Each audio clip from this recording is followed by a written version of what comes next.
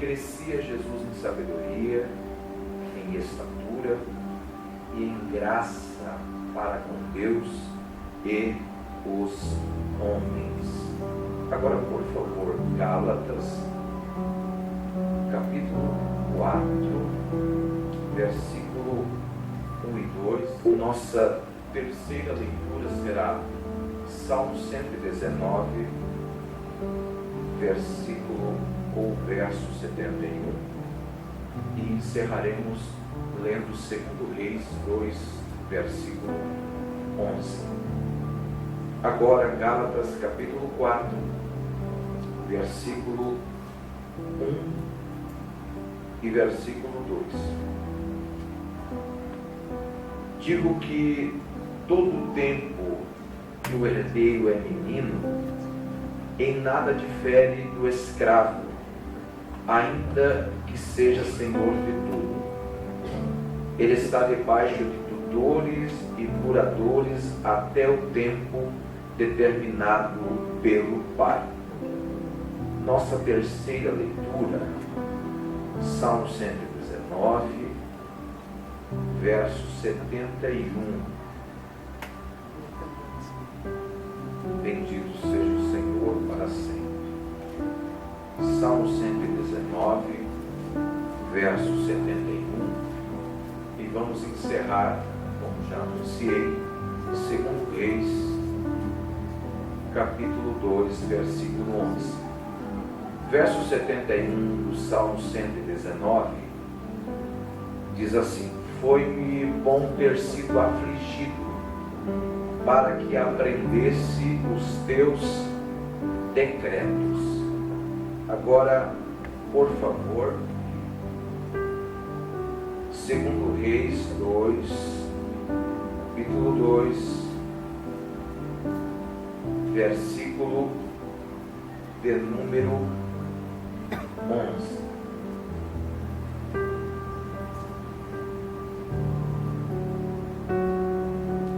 O texto sagrado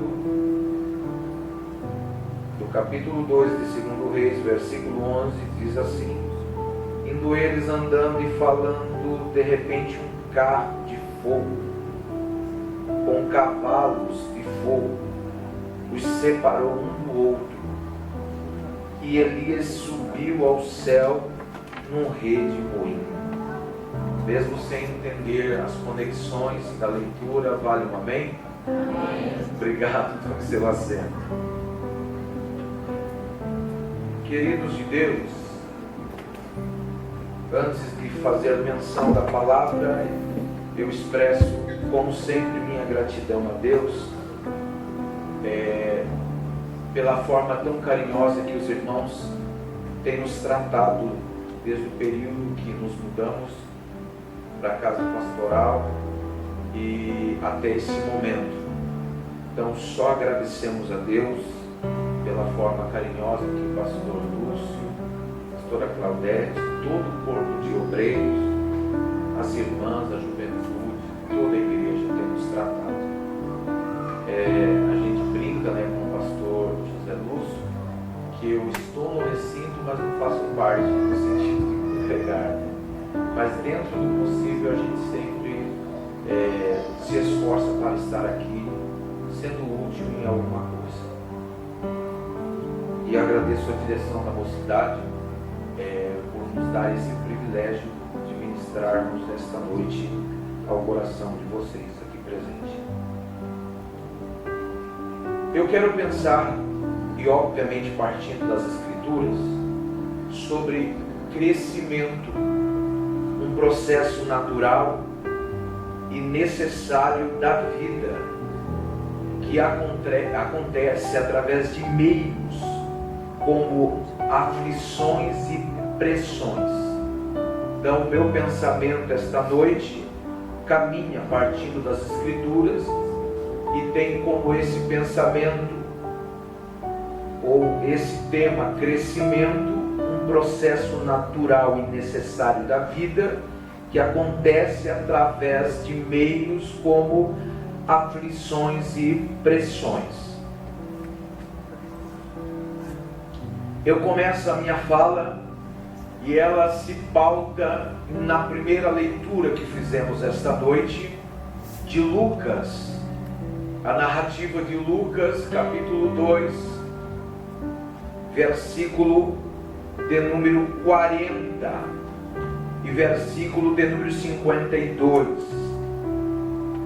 Se você voltar às páginas deste mesmo capítulo, porém no versículo de número 7, você vai ter um versículo bíblico que aponta uma informação de que foi dado à luz, fazendo referência a Maria, a seu filho primogênito, e envolveu em panos e deitou numa manjedoura, porque não havia lugar para ele ou para eles na estalagem. No ano que passou, precisamente o mês de dezembro, eu acredito que todos, se não todos, a maioria, ouviram alguma mensagem vinculada a esse versículo, porque na nossa nação, não que seja uma regra bíblica, comemora-se precisamente no dia 25 o Natal, fazendo referência ao nascimento do Senhor Jesus. E como eu disse, não que seja uma regra e uma base bíblica, mas por uma questão, vamos colocar até de maneira forçada, cultural, comemoramos no dia 25 o nascimento do Senhor Jesus. E obviamente referências como o capítulo 2, versículo de número 7, é usado para falarmos alguma coisa sobre o nascimento do Cristo, do menino Jesus, do Salvador do mundo. A minha fala, que começa no versículo 7 e caminha para o versículo 40 e 52 do capítulo 2 de Lucas, é bem objetiva, e a minha fala é essa: a manjedoura está vazia, porque o menino cresceu. Apesar da experiência extraordinária na manjedoura, Cristo Jesus não ficou circunscrito a ela, ele cresceu. Apesar da manjedoura apontar para o início, o começo de uma experiência sensacional, que é o nascimento do Salvador, ele não está mais lá, ele cresceu. E a referência bíblica que me dá substância para o que eu estou falando esta noite é exatamente o versículo 40 e o versículo 52. Quando você lê o versículo de número 7, a informação é do seu nascimento e precisamente os detalhes e a geografia onde isso acontece. Quando você lê o versículo de número 40 e os versículos seguintes, precisamente o versículo 52, a informação é que esse menino do versículo 7 agora cresceu e se desenvolvia de uma maneira absurda. E aqui trata-se de um crescimento completo, retratando no filho o que o pai quer para nós. Alô? Eu estou dizendo que a manjedoura está vazia, porque o menino não está mais lá, ele cresceu. E esse crescimento foi um crescimento completo, foi um crescimento absoluto, total, sensacional e extraordinário. E eu disse e volto a repetir, trata-se de um crescimento completo, retratando no Filho, no Senhor Jesus, o que o Pai, o Todo-Poderoso, quer para nós. Isso é tão verdade que, para dar substância ainda mais no que eu estou falando, quando você lê a terceira epístola do apóstolo João, lá no capítulo único, né? E o versículo 1, o versículo 2, você vai perceber que quando João está direcionando a sua carta, e tem pelo menos 3 figuras que vão aparecer nessa epístola, mas inicialmente ele se direciona a um personagem chamado Gaio. Ele inicia dizendo: o ancião, ao amado Gaio, a quem eu amo em verdade. Versículo 2: amado, desejo que te vá bem em todas as coisas e que tenhas saúde, assim como bem vai a tua alma. Observe o versículo 2. Esta fala é uma fala direcionada a Gaio, escrita e inspirada pelo Espírito de Deus, pelo apóstolo João. E o versículo de número 2, transliterando e contextualizando, é um retrato do que Deus em Cristo quer para nós. Amado, desejo que te vá bem em todas as coisas. Alô, eu preciso que você entenda esta noite o que estou lhe propondo. O crescimento é um processo natural e necessário. E dentro do processo natural, Deus quer que você cresça, Deus quer que eu cresça, que nós cresçamos de maneira absoluta, de maneira completa, e que a gente se dê bem em todas as coisas, assim como bem vai a tua alma, assim como a graça salvadora te alcançou e fez uma mudança libertadora e extraordinária. Deus quer que você vá bem em todos os sentidos, aleluia, e amplos da tua vida, da tua existência. É desejo de Deus que você se dê bem em tudo. Deus não tem prazer que nenhum de seus filhos se dê bem na vida parcialmente falando, não. É desejo de Deus que você que aqui está esta noite, olha só, desejo que te vá bem em todas as coisas e que tenha saúde, assim como bem vai a tua alma. Aleluia. Isso é um processo natural. Em suma, é um processo natural. Agora, a segunda leitura que eu fiz com os irmãos esta noite, Gálatas capítulo 4, versículo de número 1, versículo de número 2, aponta para a semelhança que existe entre um escravo e o filho menino. Apesar do segundo ser herdeiro e senhor de tudo, em nada difere do primeiro, ou seja, o menino em nada difere do escravo. E a pergunta que fica é: por quê? E a resposta é: porque existem aqueles que dirigem e controlam, os tutores, os guardiões e os curadores, os administradores. E isso vai acontecer de acordo com o versículo 2, até que ele esteja livre para possuir a sua herança, que será no tempo determinado pelo testamento de seu pai.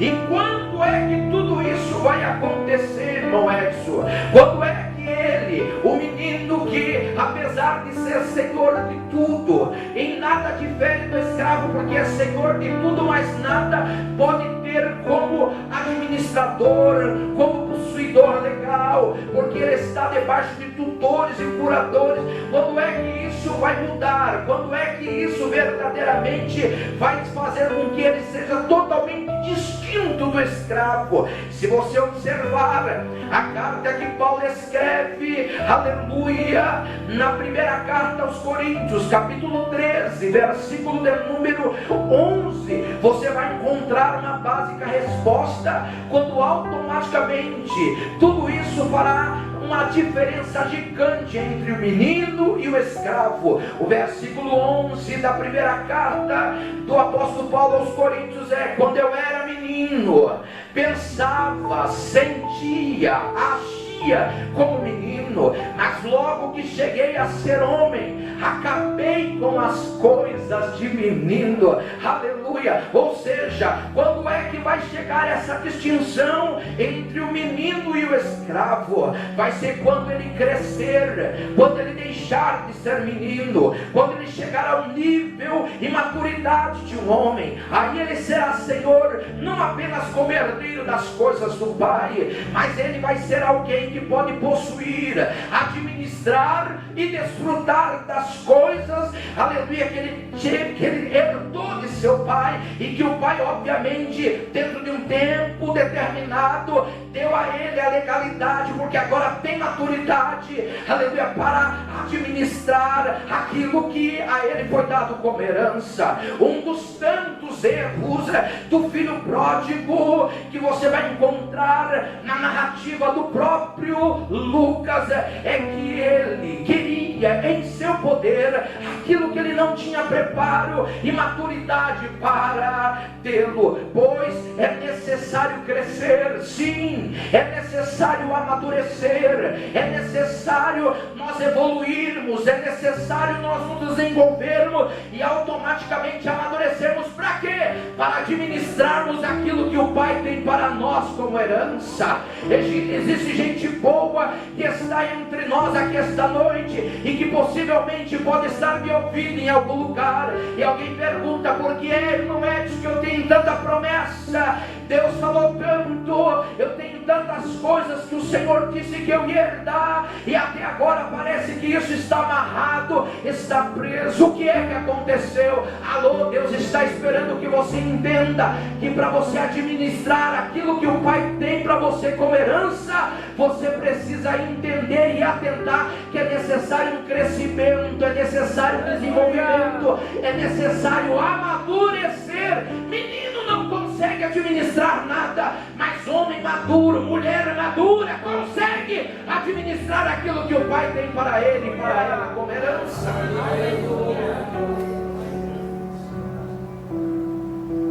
Atente para isso esta noite.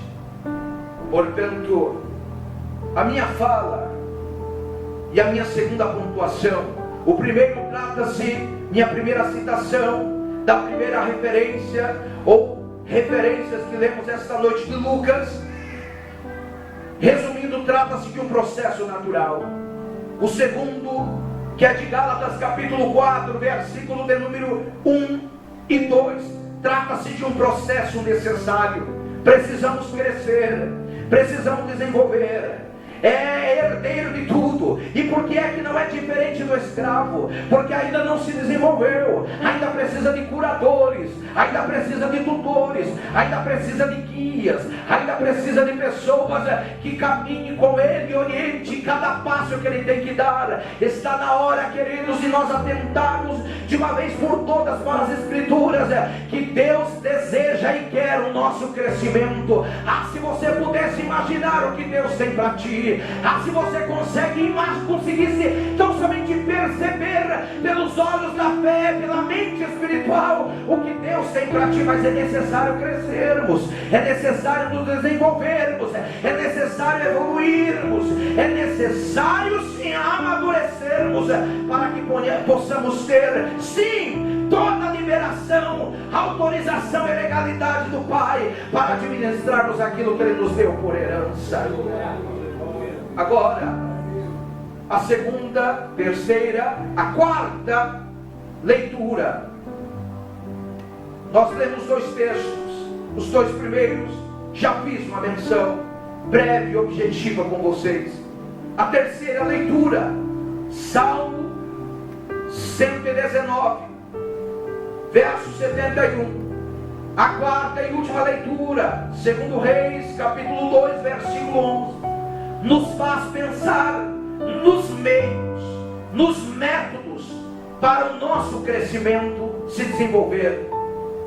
Atente para isso. Eles não são únicos. Obviamente que existem outros meios. Porém, eu me detenho e cito esta noite esses meios, aflições e pressões, porque são meios promovedores e extraordinários. A leitura que o salmista fez em sua experiência, Salmo 119, verso 71, foi de uma experiência amarga ao ser afligido, e de alguém também que aprendeu, ou seja, para ele foi pedagógico tal experiência.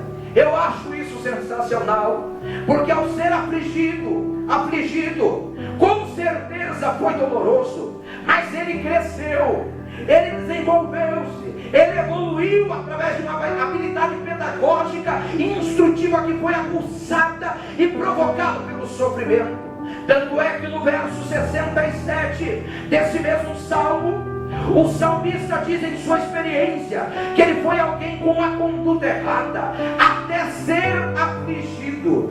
Depois do sofrimento, ele passou a guardar a palavra do Senhor.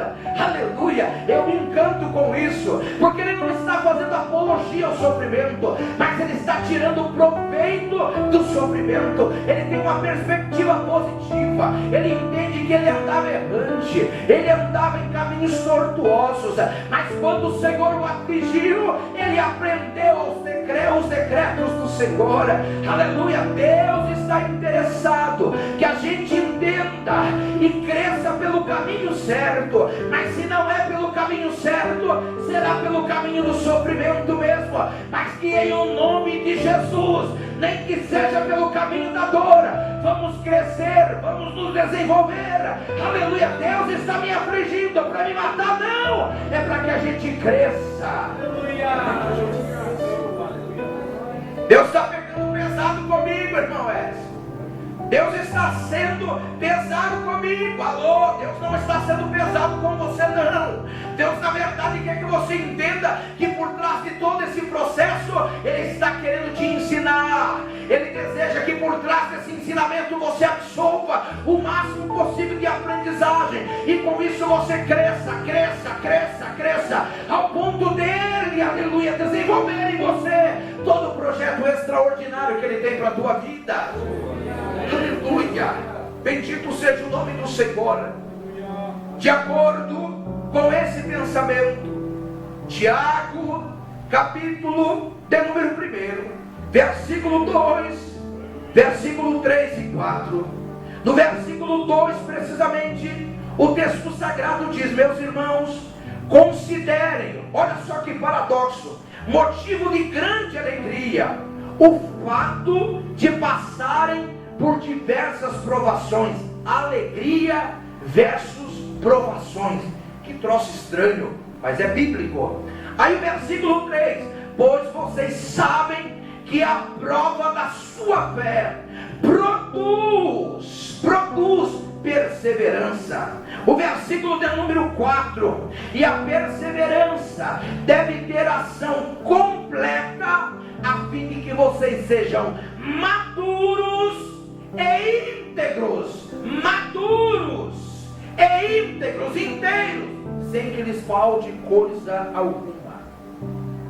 O alvo de Deus, isso aqui é uma aplicação que considero ser necessária em nossa vida, é a maturidade cristã. À medida que somos provados, precisamos pedir a Deus para nos mostrar o que Ele está fazendo. Deus nos prova, atente para isso, para nos fazer desmamar de atitudes infantis. Deus nos prova para nos fazer desmamar de atitudes infantis. Pastor José Lúcio pode falar disso com maior propriedade aqui esta noite. No pastoreio, uma das coisas desafiadoras para o pastor, para o exercício pastoral, é ter que lidar com o desenvolvimento da fé cristã dos servos de Deus. E se tem uma coisa que no âmago da alma do pastor, da liderança, o entristece, é quando passa-se o tempo e a pessoa não cresce, a pessoa não desenvolve. Apesar do tempo de fé, apesar do KM rodagem de fé, você tem que ser até cuidadoso com o que você fala. Está conversando algo que já era para ouvir, entender e ok, está tudo certo.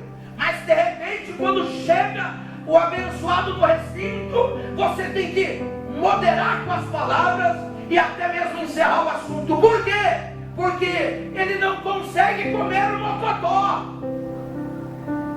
Para ele tem que ser leitinho. Imagine aquela figura impoluta, vai fazer 15 anos no dia 13 de fevereiro, 1,81, quase 1,82 de altura.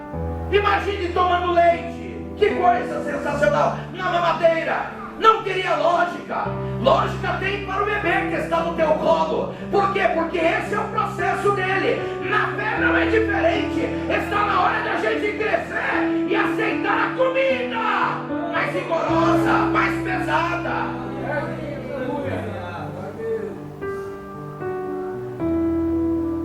Amém? Toda paz, só a palavra.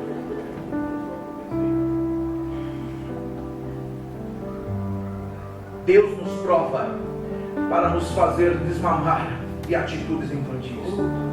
Ele quer que cresçamos. Para alcançar esse alvo de maturidade, Deus faz 3 coisas, de acordo com Efésios 2, versículo 8 ao 10. Em primeiro lugar, há uma obra que Deus realiza por nós, que nós não podemos realizar, que é a salvação. Em segundo lugar, há uma obra que Deus realiza em nós, a santificação. Em terceiro lugar, há uma obra que Deus realiza através de nós, o serviço cristão. Deus trabalhou na vida do patriarca Abraão pelo menos 25 anos antes de lhe dar o filho, chamado filho da promessa. Deus trabalhou 13 anos na vida do José antes de colocá-lo no trono.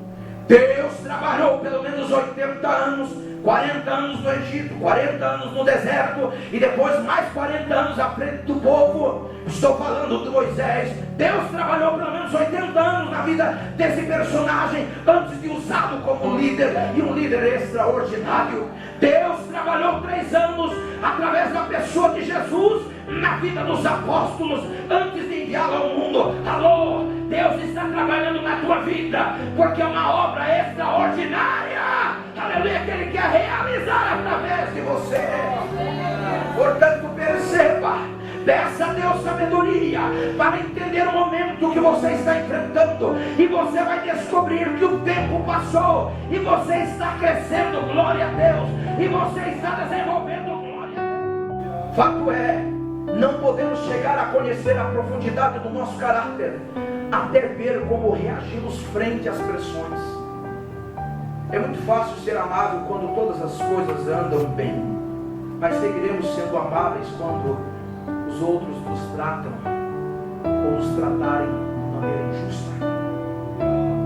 Deus quer que cresçamos e sejamos maduros e não nos liberar e fazer escapar da dor, não. Alô, atente para isso. Deus quer que cresçamos e sejamos maduros e não nos liberar e fazer escapar da dor. Em lugar de nos queixar por causa das nossas lutas, devemos ver nelas uma oportunidade ou oportunidades de crescimento. Dê graças a Deus por ter prometido estar com você em tempos difíceis. Peça que Ele te ajude a resolver os seus problemas, ou seja, que Ele lhe fortaleça para suportá-lo. Se você está enfrentando, não importa qual for a situação, não reclame, mas primeiro dê graças a Deus, porque Ele está com você. Segundo, peça a Ele sabedoria para você resolver os seus problemas, e se não for resolvido, peça a Ele graça para você suportá-lo. Logo seja paciente, porque a vitória vai chegar. Aleluia! E o Senhor vai intervir na tua existência. Deus não nos deixará sozinho com os nossos problemas. Ele permanecerá perto de cada um de nós e nos ajudará a crescermos como Ele deseja. Boés, o barco vai sucumbir. E aí, o que é que eu vou fazer? Clame por Ele. Ele está dentro da tua embarcação. O problema é que você assumiu a direção daquela embarcação, quando na verdade era para Ele assumir. O texto diz: e navegando eles. Aí Jesus foi dormir, porque em barco que eu tomo a direção, Jesus dorme mesmo. Mas quando Ele toma a direção, quem vai dormir sou eu.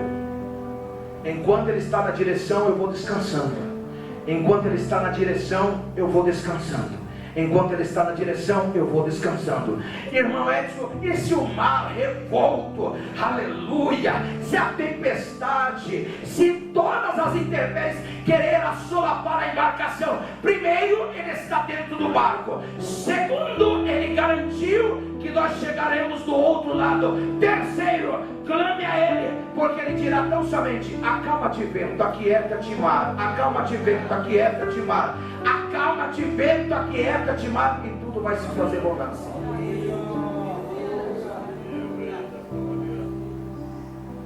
Aleluia, aleluia. Entenda que se é prova ou consequências dos nossos atos, o que estamos passando, tudo, absolutamente tudo isso é um meio de aprendizado e de crescimento. Fechando a minha fala, fazendo ainda referência ao apóstolo Tiago, o mesmo salienta que vamos ter provas e que é possível tirar proveito dela. A ideia não é fingir ser feliz quando se enfrenta uma dor, não, mas é ter uma perspectiva positiva, ter por supremo gozo. Por isso as provas produzem coisas extraordinárias na nossa vida. Tiago nos diz que devemos converter nossas dificuldades em períodos de aprendizagem. Os tempos difíceis podem nos ensinar paciência e tantas outras coisas, e nos fazer desenvolver, evoluir, crescer de acordo com a vontade de Deus. Sumariamente falando, o que precisamos entender em relação às aflições e pressões que nos sobrevêm são pelo menos três coisas. Qual é a causa? A razão. Segundo, qual é a finalidade? O objetivo. E terceiro, como canalizar isso para a direção certa? Deus tem seus meios para nos fazer crescer, amadurecer e chegarmos ao propósito por Ele traçado.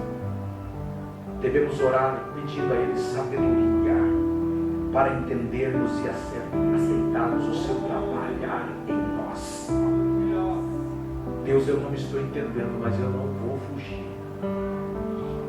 Deus, eu não estou compreendendo absolutamente nada, mas eu não vou levantar a bandeira branca, não vou me render, eu vou continuar firme. Só peço ao Senhor, permaneça comigo, dá uma solução, e se o Senhor não quiser solucionar, apenas me dê graça para suportar e me ajude a tirar proveito de tudo isso, para eu crescer e me desenvolver em Ti. E pode ter certeza, isso vai acontecer.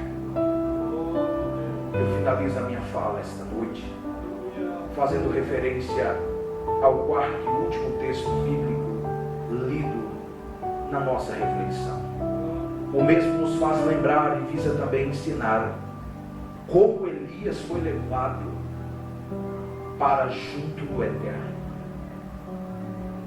Enquanto andavam do outro lado do Jordão, o redemoinho, ou seja, a tempestade com nuvens negras e relâmpagos, porque esse é o sentido que está no original, e o carro de fogo com cavalos de fogo eram símbolos do poder de Jeová na batalha. Foram esses os meios que o Eterno usou para trasladar o profeta. Alô?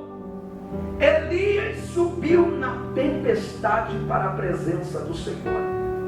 Ei, essa tempestade não vai te matar, esse redemoinho não vai te destruir, mas esse é o meio que Deus está usando para te elevar e para trazer você para junto dele. Para junto dele. Esse meio é tão sensacional que vamos subir, subir, subir. E o nosso endereço final será junto à presença do Todo-Poderoso.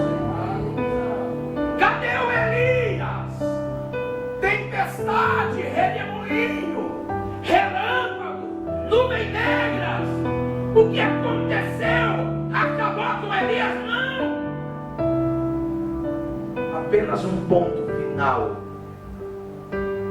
aqui na terra e uma vírgula bem na parte inferior, dizendo que ele mudou de endereço. Lembra do Enoque? Quando o texto sagrado diz que o Enoque andou com Deus, no original é para baixo, para cima, para baixo, para cima. Enoque quebrou um ciclo de seus dias. Por quê? As pessoas do contexto do Enoque geravam, viviam e morriam. O Enoque nasceu porque foi gerado, viveu andando com o Eterno, gerou,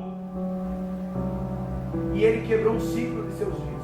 Porque quando a morte achava mais um que eu vou tomar, vou dar fim à sua existência na terra, o texto diz: e tomou Deus para si. Se alguém fosse perguntar, cadê o Enoque? Até agora, por esses dias, ele ainda estava aqui entre nós, entre os mortais, estava na sua atividade corriqueira, um pouco diferente, porque ele tinha um andar diferente, tinha um proceder diferente, mas ele estava por aqui. Cadê o Enoque? Se o Eterno quisesse, Joel, em sua soberana vontade responder, diria: o Enoque andou tanto comigo, para baixo, para cima, para baixo, para cima. Teve um dia que ele estava para baixo, mas esse crescimento de comunhão, de desenvolvimento extraordinário de uma vida relacional comigo, foi tão sensacional que um dia, saindo do vale, ele começou a crescer. Falei: Enoque, chega, vou mudar o teu endereço. A partir de hoje, você não vai ficar mais para baixo, para cima e no mesmo endereço entre os mortais. Vem para cá, Enoque, eu quero você juntinho da minha presença. Sabe aonde que está o Enoque? O Enoque está comigo, ele viverá eternamente comigo aqui. A igreja é um retrato, ou o Enoque retrata a igreja. A igreja anda com Deus para baixo e para cima, porque a igreja, ela não vive de barganha. A igreja de Cristo não. Alguns vivem de barganha. A igreja de Cristo não. A igreja de Cristo, desculpa a expressão, é pau para toda obra, sabe? É para baixo, para cima, para baixo, para cima. Passa a prova, está no vale, mas Deus está comigo. Daqui a pouco ela vai subir, vai subir, vai subir, vai subir, vai subir, vai subir, vai subir. E alguém vai perguntar: cadê aquele povo barulhento? Aonde está aquele povo barulhento? Aonde está que não se vê nenhum irmão? Alguém com voz de lamento vai dizer neste momento: aquele povo mudou de endereço, foi embora para cima. Cresceu, cresceu, cresceu, cresceu. E é exemplo do Elias e do Enoque. Alguém acha que essa tempestade vai ser o teu fim? Não vai não. Não vai. Daqui a pouco Deus vai te tomar. Deus vai te tomar.